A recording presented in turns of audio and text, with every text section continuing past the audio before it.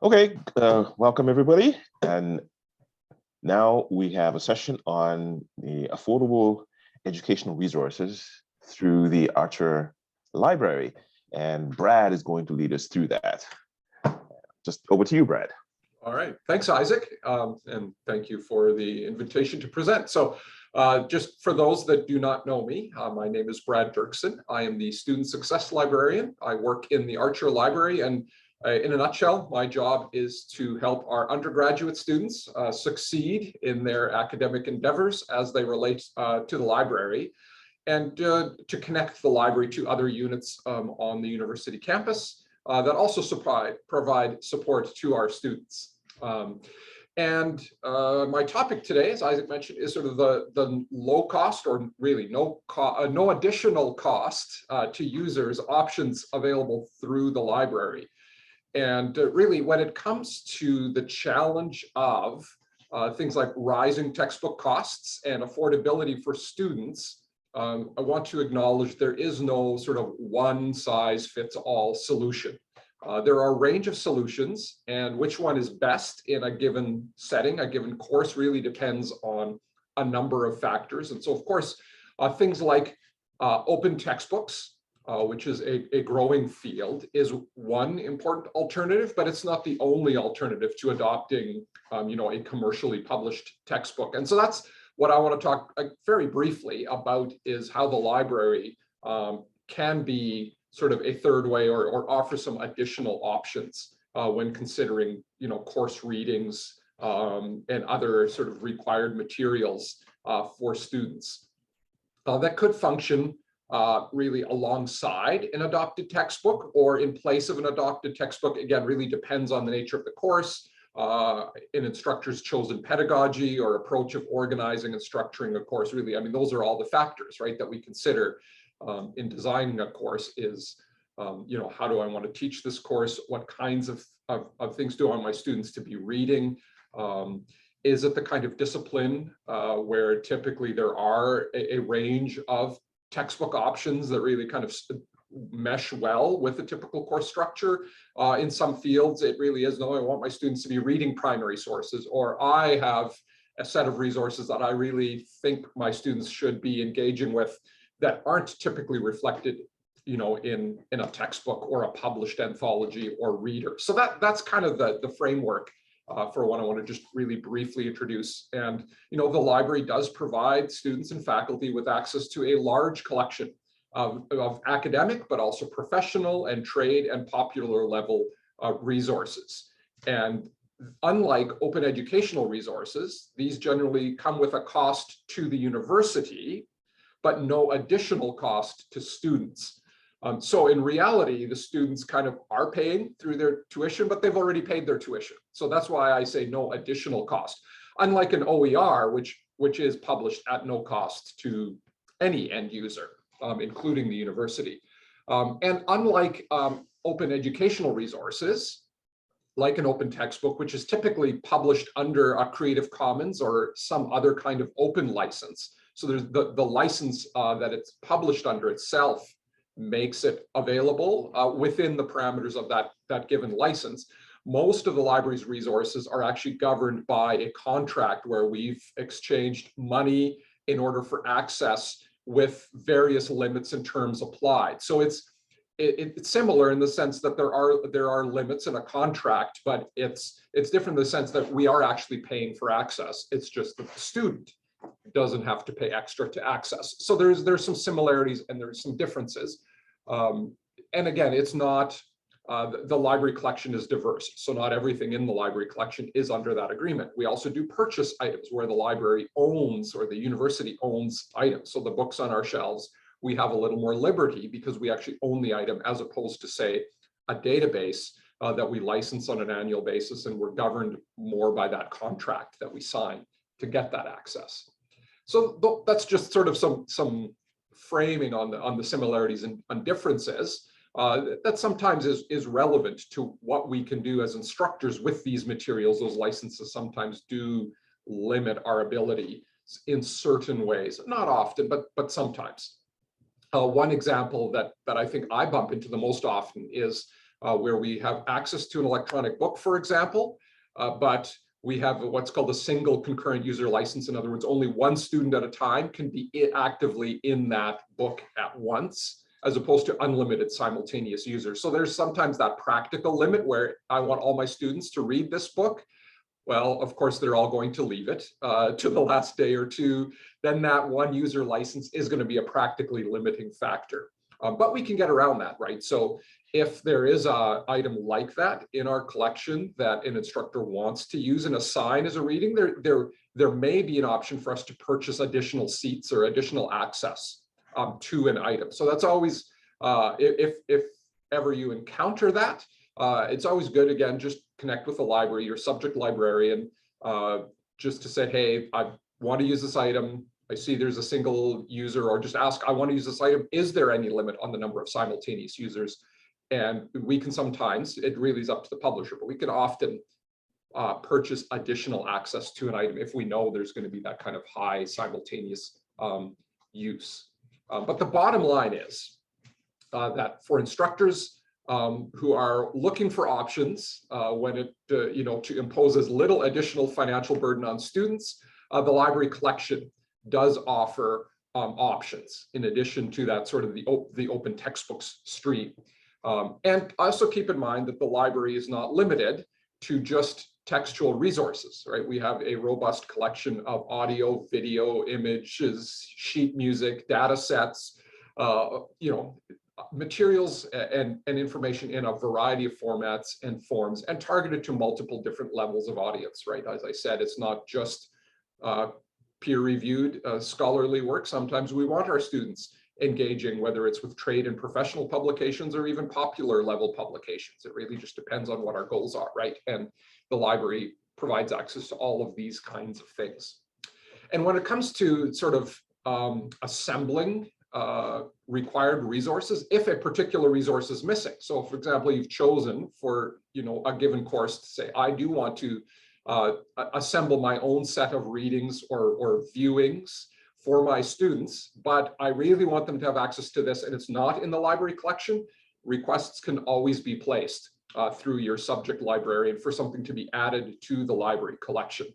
We still, despite the lean financial times, we still have an acquisitions budget and try to make most effective use of it. So if we know an instructor is going to assign something to students, we know it's going to be used, rather than well, this looks interesting, maybe someone will consult it someday kind of purchasing that libraries also do. So, whether that's purchasing access to an ebook, licensing a streaming video, or in some cases, paying a copyright fee to digitize a larger section of a work in our physical collection to provide digitally to students. Some examples of ways that we spend money on request to faculty members doing this kind of, assembling reading and other materials for their students.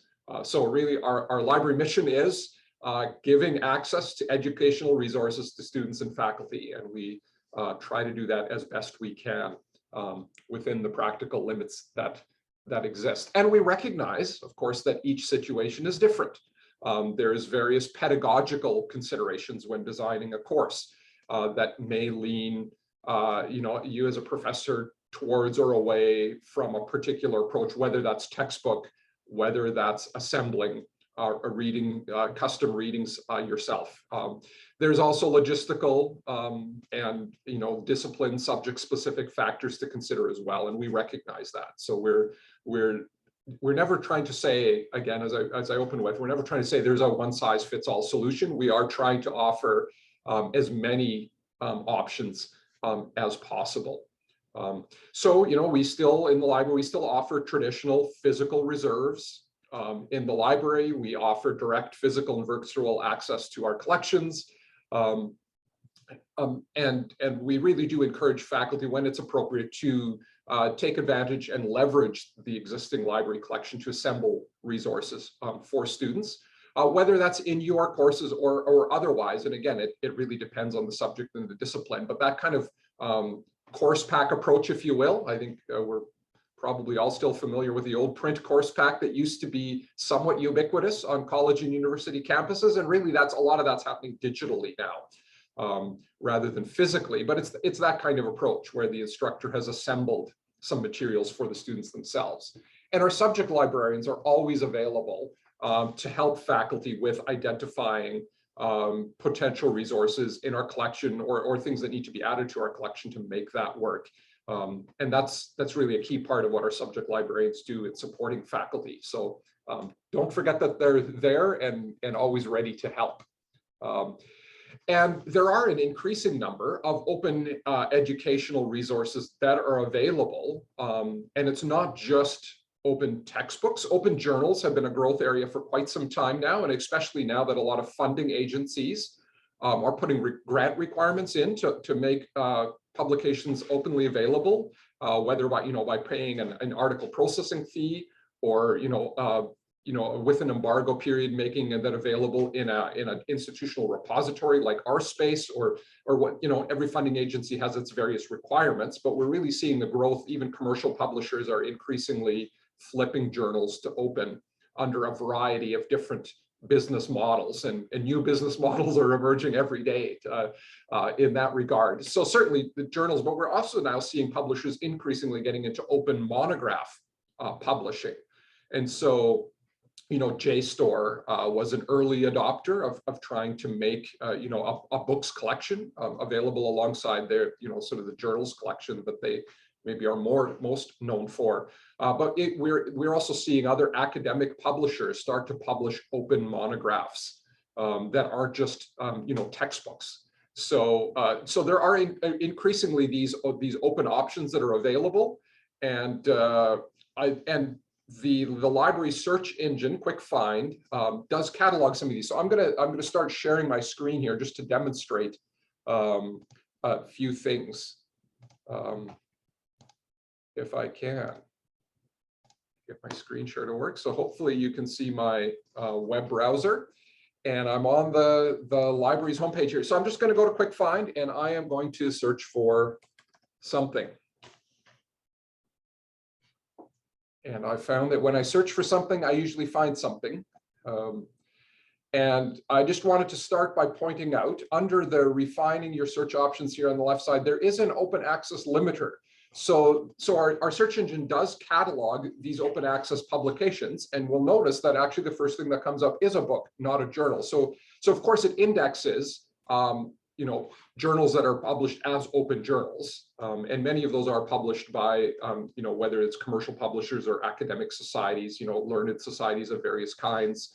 But as I mentioned, we're increasingly seeing publishers make their books available openly as well. And so that limiter, and we'll see there's the little open access symbol attached to these items. So that's really the search limiter. So if you're ever doing a search and for whatever reason you want to search specifically for openly licensed materials that are cataloged or indexed in the library search engine, we do have that limiter. And so something's a pretty random search term, but you can see here I've got over 500,000 results. So this isn't just a small token amount. There is actually a substantive body of openly licensed resources that are indexed in our Quick Find search engine. So that's one way to use the library to identify specifically openly licensed, as opposed to items the library is paid for access for. And paid access to things does sometimes disappear. So there is that potential consideration of, well, if I adopt this, will university budget cuts result in my favorite journal disappearing from the library collection? I know that does happen, rarely, but it does happen from time to time, unfortunately.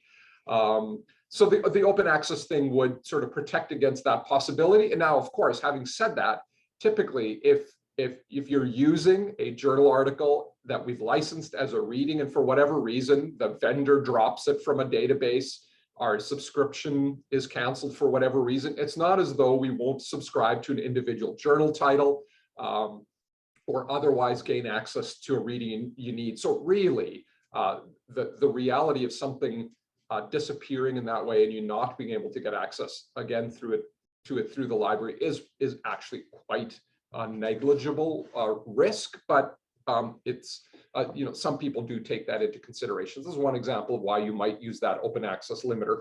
Often it's more simply of wanting, in some cases, students, especially if you want something that they may want access to in the future, the access isn't going to disappear when they graduate from university. Or if you're in a context where you have, maybe outside a formal University of Regina course, maybe you're doing something out in the community where you are assembling some readings to support something you're doing, whether it's through, our flexible education department, or just otherwise you're doing some presentation where you want it to be available to anyone, regardless of their affiliation with the university. That's another example of where that open access limiter can actually be really practically helpful. So that's one example. But if I go back, I search for something, let's search for anything. And I'm getting books. So I'm just going to quickly click here on articles.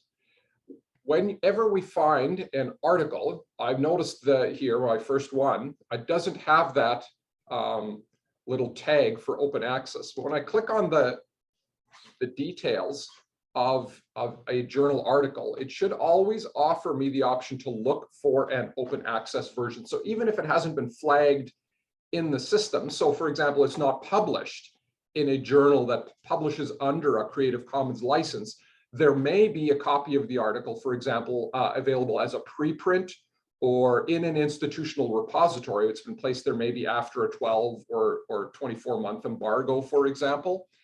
That's really what that link will do, is do that kind of search. Is there actually an openly licensed version of this article available other than through our subscribed databases? So that's another example of a way that the libraries, the search find engine, actually can help identify openly licensed and freely available materials. So that's sort of in addition to all of those licensed materials, of course, that all of our students would have access to. So it's just another way of using the library's tools to identify these kinds of resources.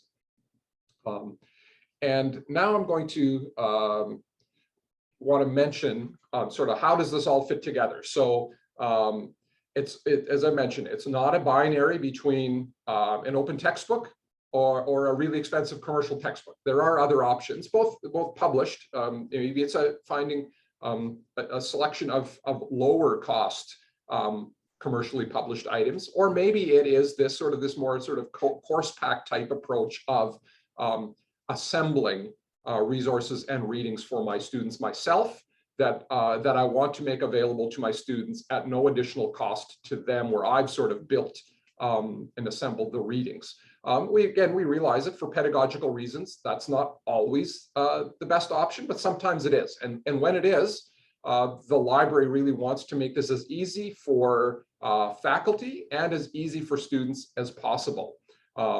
And so if we're trying not to overlook this vast treasure trove of resources the library has and want to take this kind of course pack approach and assemble these things, it is an investment of time, and we recognize that.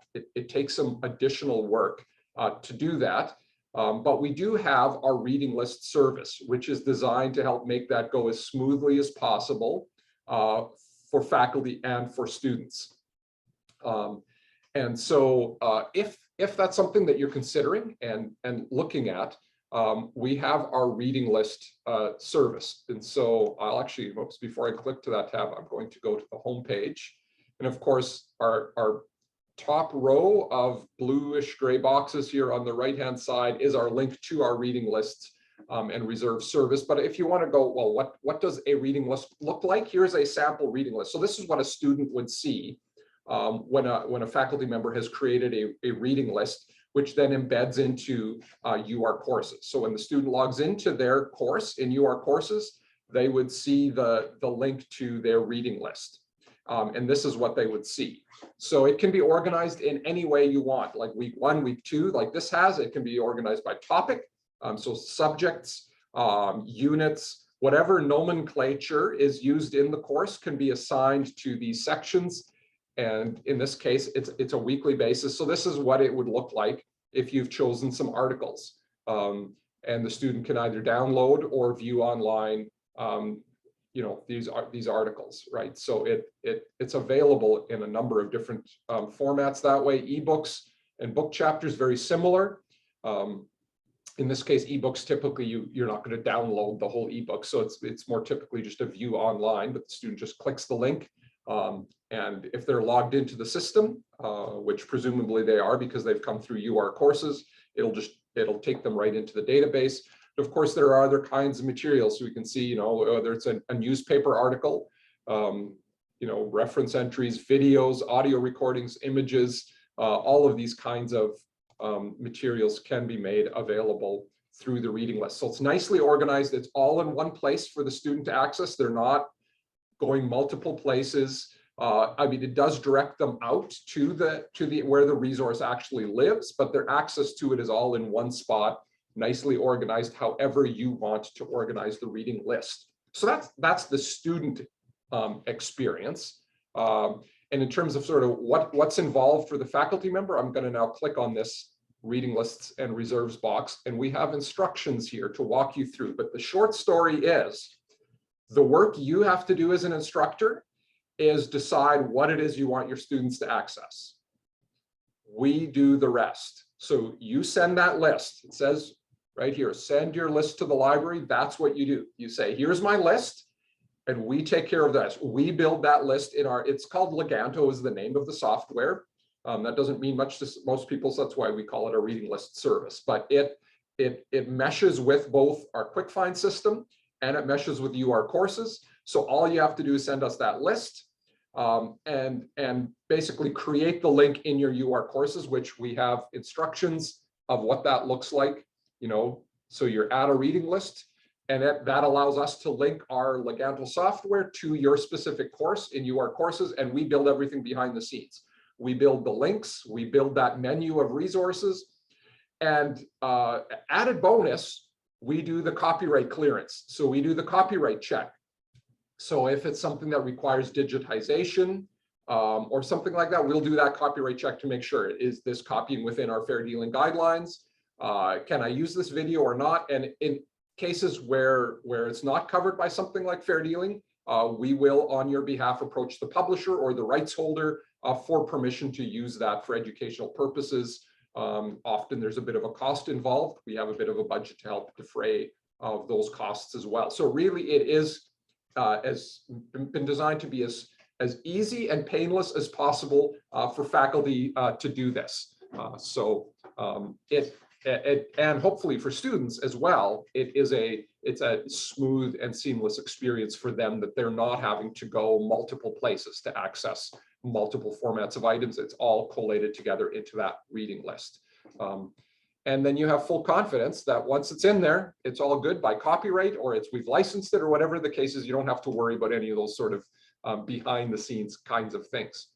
So if at any point you're interested in this, follow up with your subject librarian or contact whoever in the library you are accustomed to contacting, and we'd be happy to help you if you need further support or help. We do have this guide that hopefully walks you through this, but of course there's always questions, things that come up.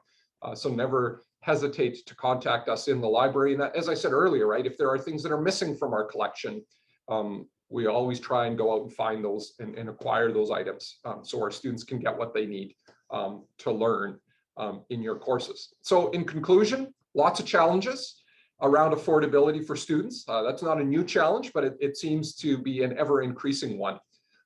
And there's no one size fits all for the sort of the materials, the textbook cost side of that problem, but certainly the library is wanting to offer both access to as broad a range of resources as possible, and our reading list service in particular is designed to help offer an option in addition to commercial textbooks and openly published textbooks. So hopefully the more options that are available, the better chance we have of getting resources to our students without creating additional economic hurdles to them accessing the resources that they need. So there you go. That's my sales pitch for today. And if you have any questions, happy to answer those, whether now or offline after the presentation as well. So thanks for having me come and present today. Thanks, Brad. So I have a question for you. When the students go onto the library website, you know, there's some of those resources that have like a PDF. They're looking for, let's say, a book or something. If they're off campus, do they have to be logged in? Yes. So yeah, because the library licenses access for current students, staff, and faculty, you have to authenticate as such in order to gain access to any of those licensed resources. So on campus, it typically is seamless because we're already logged in and on the university network. So it knows we're a member of the university community. If you're off campus on your own, it's not going to recognize you. So you will have to put in, but it's the same, like it's the same username and password that students would use to log into any other university service, whether it's, you are self-service or you are courses, they all share the same login.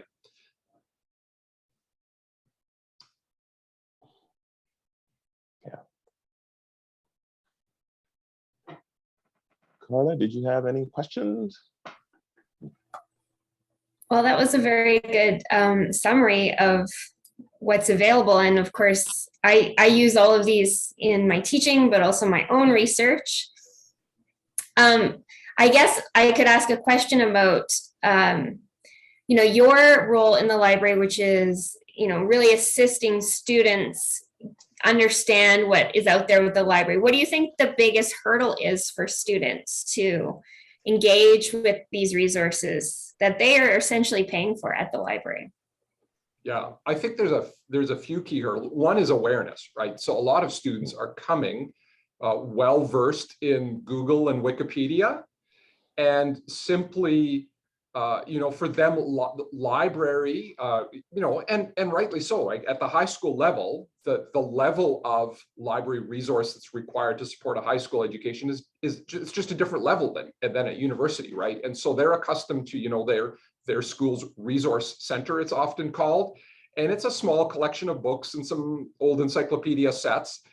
A lot of their resources are digital, so it's not like they've never seen a database before, but they tend to be, much more targeted, much more focused, and are really designed around K-12 pedagogy. And so they're usually packaged that way, which our resources are packaged differently. They're bigger databases, plus we have, huge journal packages. So I think it's just that leap of students even being aware of what a university library collection looks like.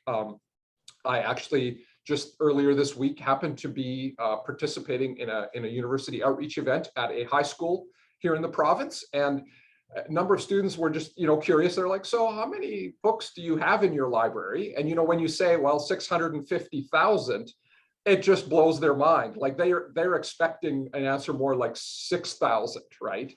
And so I think that's the one piece, is they just don't realize that the massive body of resource that's available through a university library. So I think that's one leap.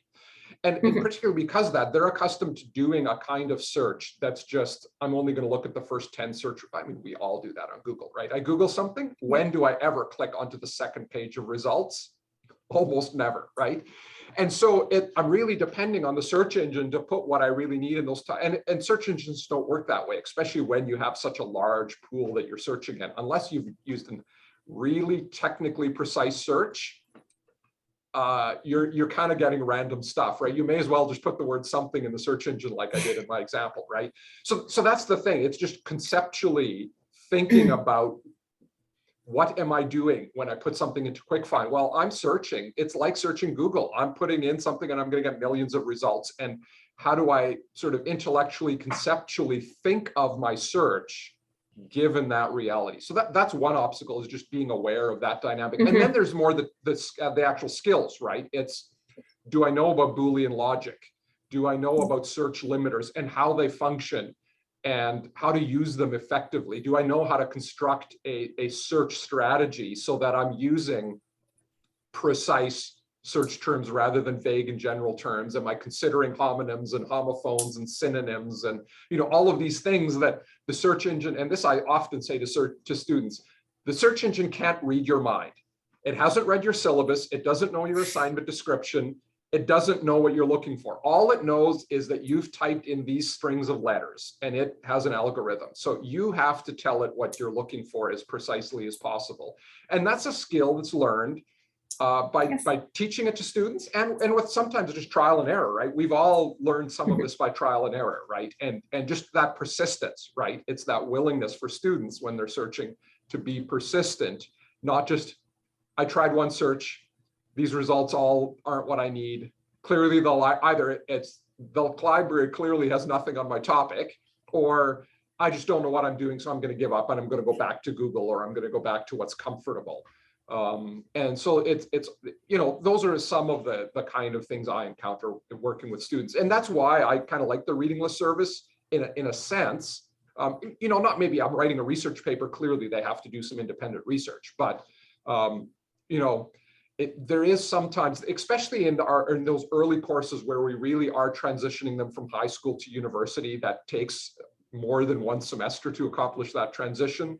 So to be a little bit more, I hesitate to use the word hand-holding, but be just a little bit more hands-on and active in providing what we need to provide for them as they're learning some of these things. But obviously we don't want to do too much of that, because then they're not getting pushed outside their high school boundaries and learning some of these things. So I think it's a bit of an art more than a science of how do we do that. But that's kind of a lot of the things that I encounter working with students, one-on-one or in small groups. That's very helpful. And actually, I think that it would be helpful for more instructors to understand that idea that you're discussing in terms of their background exposure, because it's been a long time since many of us were in high school, or really even, my high school experience wasn't really digital in the library. So this idea that, resources have changed a lot in the K to 12 period, and that when they're coming into university, they're not really ready for the plethora of material that we're expecting them to engage with. That's very helpful to me. And I think probably a lot more instructors could be hit over the head with that idea. Because I often, I've had third-year students not know how to find a chapter in the Leganto book that's been provided to them. So because it hasn't led them directly to the chapter that I've assigned them, they get confused and don't know what to do. Yeah. So I always at the beginning show them that you click on this and then you go to the table of contents and you find the chapter. Yeah, because sometimes we're only able to link to the book, not link to the chapter. And so you say, hey, read chapter 3 in this book. And the link takes them to the book, and it's like, well, where's chapter 3? That's exactly what happens. Yeah. So there's so many, hurdles for them sometimes. Yeah. And it's all new, right? And that is, I think you say it's really important. It's been a long time since I was in high school in my first year of college, right? But I do try to think back. I was like, okay, what would Brad, the first year college student, think of this, right? What did I think? And the reality is I've changed a lot over the years, and I've learned a lot. And who I was when I was 18 probably also would have struggled with some of this, right? But we just had books. I'm not even that old. But we just had books in our library. Yeah, my first year of college, we did have an automated, we called it the OPAC, right? The Online Public Access Catalog. So we weren't using card, but the print, we had the Reader's Guide to Periodical Literature, right? The old print index, and you pulled it off, and it was for 1 year's worth of these publications, and you leafed through this massive tome looking for your subject term, that kind of thing, right? And now some people say, technology's made us lazy. I don't think it's made students lazy. It's just, it's overwhelming, and it's just a different way of doing the same kinds of things, and you have to think about it differently. Every tool has its way of being used well and not well, and when the tools change, the way of thinking about how we use them has to change a little bit as well, right? And so the challenge with the Reader's Guide was it was hard to find something.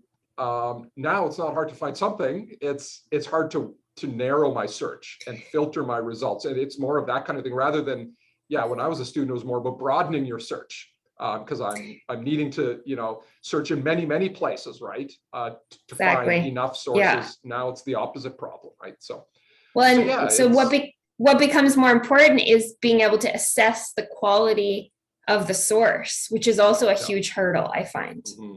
Yeah, and it's that, yeah, is this source suitable, right? Sure, I found something and maybe the title has a few words in it that were in my search term, but is this actually at all relevant to the assignment I'm doing? And is it appropriate, right? If I'm writing a 100, if I'm in a something 100 course and I'm writing a short paper, is a highly technical journal article that's reporting on an experiment someone conducted that's some kind of pure research, is that actually what that student needs? Probably not, right? They need something that's written at a more accessible level, that's not highly technical, that they can actually understand, right? And that's too where just the overwhelming set of results can be. I know we're kind of going a little bit off topic here for the session, but I mean that is one of the challenges, right? When that's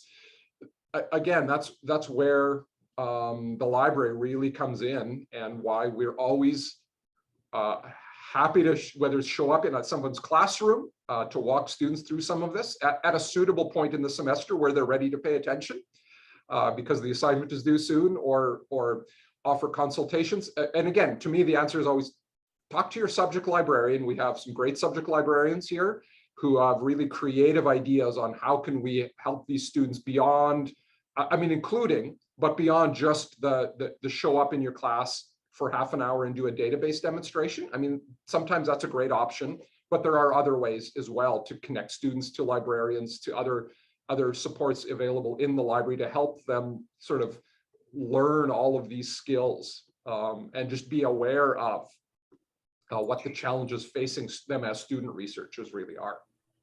I would also say that not only do I think instructors need to understand where students are when they come into university right now, they also need for you to tell us a little bit more about the kinds of services you think we could integrate into our classes. Because I always do, the subject librarian comes and shows us how to do searches and assess sources, but maybe there's more that I could be doing that I just don't know about. So that's really great to hear, but I'd like to know more.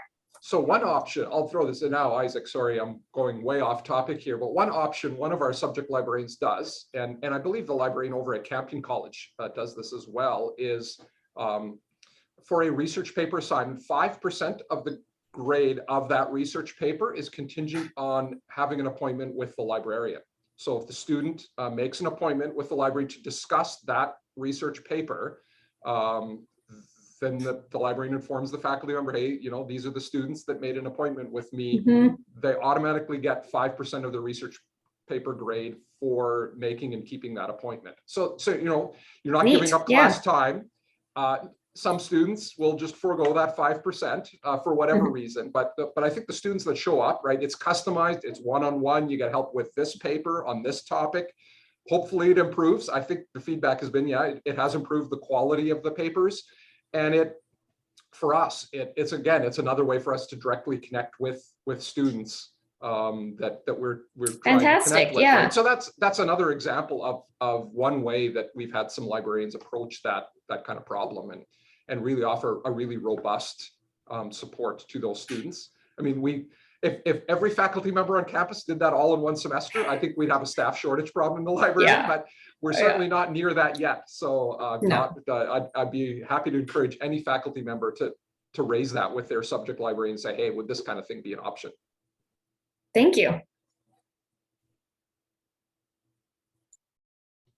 Okay, I'll just stop the recording. Yeah.